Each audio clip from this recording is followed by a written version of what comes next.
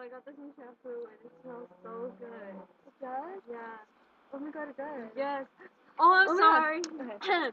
In other news, the gas prices have been soaring, especially in the airline industry.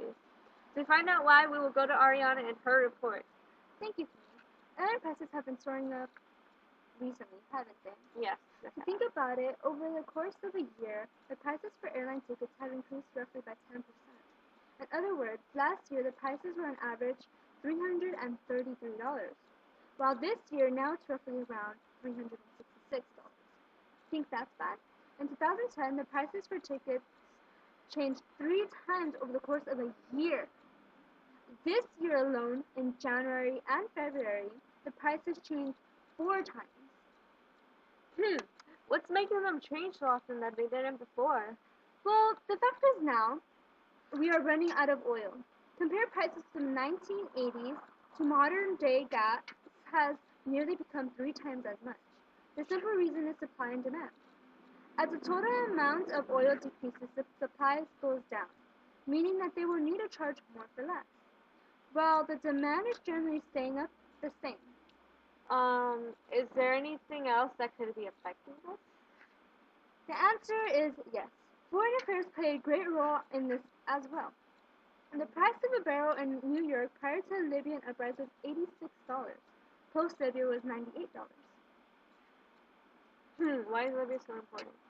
Well, in the Middle East, Libya is a high supplier in oil, producing around 1.5 million barrels a day of oil and distributing them across the world. U.S. roughly gets around 3% of all Libya oil exports compared to other European countries who get anywhere from 9% to a third. With the uprising of Libya, the rebels began attacking oil towers, reducing the amount of oil Libya can produce, causing prices to go up. This graph here shows us how, around the time Libya had the uprising, there was a spike in oil costs, not just in America, but in Europe as well.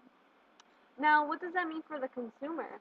Well, as indicated on this graph, roughly a third of your plane tickets goes to paying for oil or fuel. If fuel supplies goes down, causing the price to go up, you guessed it, the price for tickets will increase. Now, most airlines are doing airfare hikes. This is just simply raising the prices. I know we've talked a lot about this, but they will continue to drive up prices because consumer demand is still high. The only possible way to avoid airfare hikes is to not use the airlines.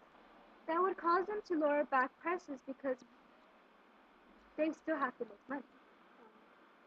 Now, we're talking a lot about price increases and whatnot, but now, is there a way for you to save even a couple of bucks in this tough scenario? Yes, if you book your flight 2 weeks or more in advance, the prices will be much cheaper because the amount of seats still left is high. Also, statistically speaking, it is cheaper and smarter to book a flight on a weekday, not Friday. A majority of people leave for vacation on a Friday. Airlines know this and will sell tickets for Friday at a higher cost.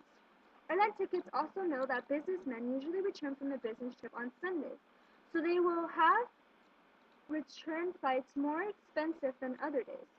If you can, leave for vacation during the week and return from a business trip on the weekday or Saturday.